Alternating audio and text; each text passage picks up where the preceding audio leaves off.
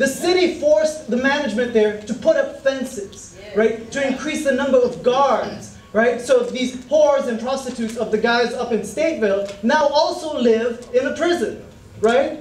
But it's because of racialization. And I want to explain the last point about this.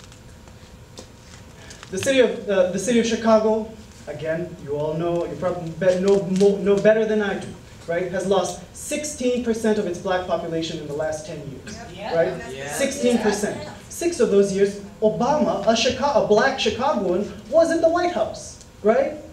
But there has been it's deliberate or not, I don't know. In Joliet, it's deliberate. It's deliberate. There's a deliberate, the worst kind of racial politics is happening in this city, right? And the intent is to push out black people, as Pastor Purchase said, to push out black people out of the city in order to consolidate white power. And I don't know how else to say it, right? Now, redesigning buildings may be great, may be just what we need, right? But that's not the situation you're walking into. You're walking into a situation where it's the people who've been demonized, not the buildings. Right.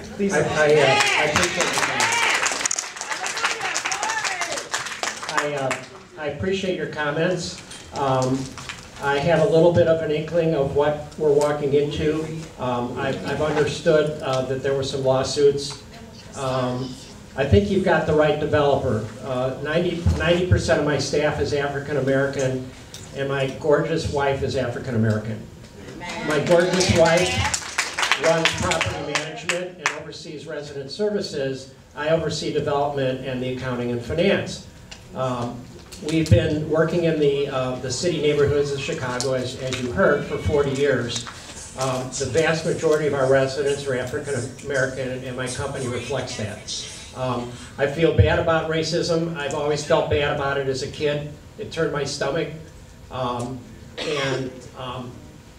Chances are there's a handful of residents in Evergreen Terrace that are not following the rules and committing issues, and they're making it bad for the rest. That's usually what happens. That happens across color. There's always a few bad apples that make the rest. I imagine 95%, whatever percentage it is, of Evergreen residents are wonderful people. And there's a few bad apples.